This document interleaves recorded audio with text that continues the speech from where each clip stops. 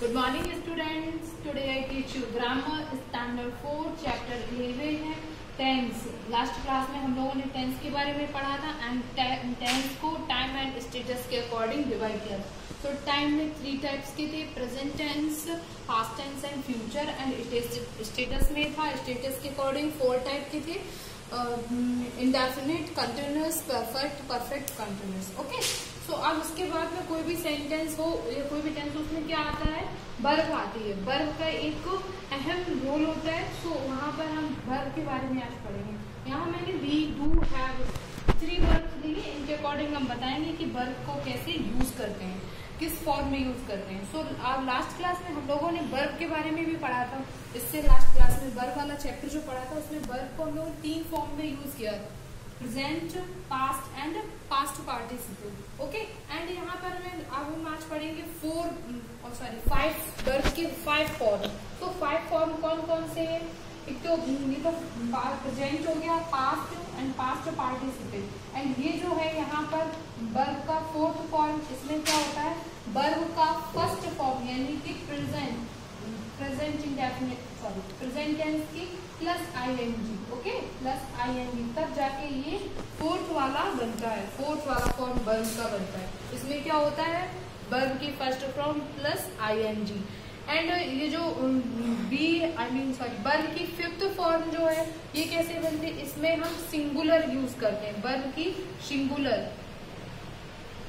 Form को use करते हैं। ओके, इससे पहले हम ये देखते हैं वर्ब का सिंगुलर फॉर्म कैसे होता है। सो वर्ब जो होती है वो ऑलरेडी किस में होती है, प्लूरल में रहती है। वर्ब जो है वो प्लूरल में रहती है और इसको हमें सिंगुलर में बनाने के लिए एस या ईएस का यूज करना पड़ता है। एस या ईएस का यूज करके हम इसको सिंगुलर फॉर्म में चेंज करते हैं। ओके, तो बस यहाँ पे हमें क्या करना है, जो वर्ब प्लूरल में होती है और उसको एस या ईएस में यूज करके एस या ईएस का यूज करके उसे हम सिंगुलर फॉर्म में बनाते हैं और उसी को यूज करते हैं। तो ये वर्ब का 5th फॉर्म था। ओके, अब हम यहाँ पे बी के अकॉर्डिंग बता रहे हैं आपको कि किस तरीके से आपको यूज करना है। सो बी जो है, इसमें क्या होता है, बी में आपकी आती है इज,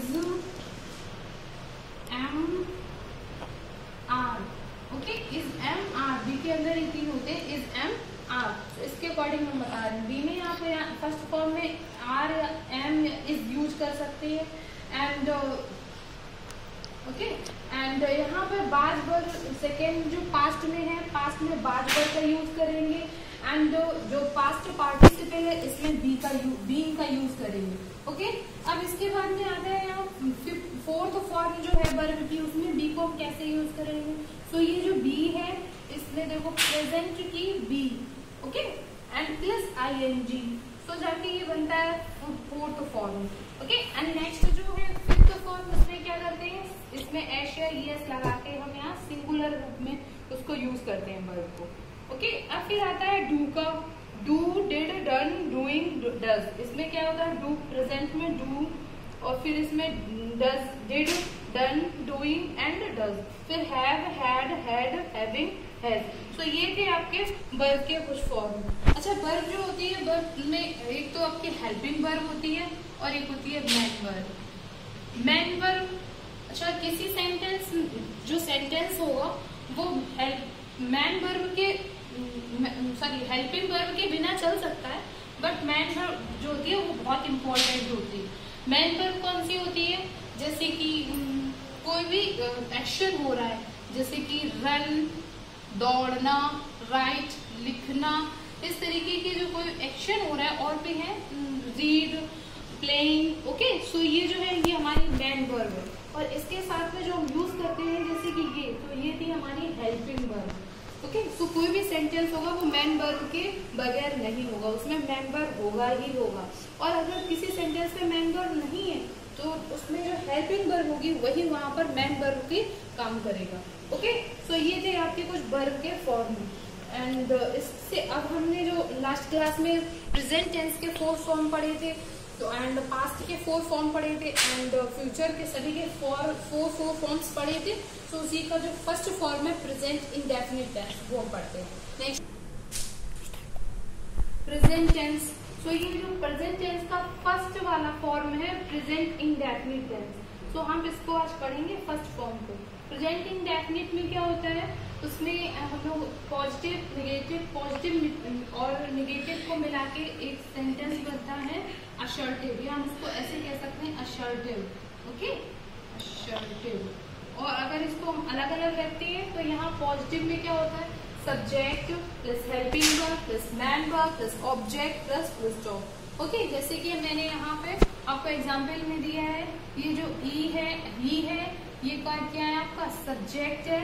राइट जो है यहाँ पे, अब यहाँ देखो सब्जेक्ट ही जो है वो सिंगुलर है, और राइट और मैंने यहाँ एस लगा के रखा है, तो उसको मैंने सिंगुलर फॉर्म में यूज किया है। ओके, ये प्लूरल में थी क्योंकि वर्ब जो होती है वो हमेशा प्लूरल में रहती है, उसको सिंगुलर में रखने की। अब सिंगुलर सब्जेक्ट है तो सिंगुलर ही वर्ब रखेंगे, तो वहां पे एस या ई एस लगा सकते हैं। तो यहाँ पर डब्ल्यू आ रहा है कि ई लास्ट में आ रहा है, तो इसलिए मैंने एस एड किया, writes a letter. A letter जो है वो आपका ऑब्जेक्ट हो गया जाके।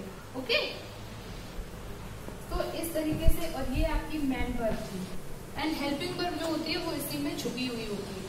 ऐसे नेगेटिव सेंटेंस जो होता है, नेगेटिव सेंटेंस में क्या होता है, यहाँ पर यहाँ subject helping verb plus not plus man verb plus object plus full stop. जैसे कि इस एग्जाम्पल में आपने देखा है, ही यहाँ भी सब्जेक्ट है, डज नॉट जो है यहाँ पे ये मैन वर्ब के साथ में नॉट, सॉरी हेल्पिंग वर्ब के साथ में नॉट है, एंड राइट। अब यहाँ पर क्या हुआ, मैंने यहाँ पे यहाँ जो है यहाँ पे वर्ब की फर्स्ट फॉर्म लगती है इसको। ओके, सो इसमें एस या ई एस नहीं लगाते, एंड ए लेटर।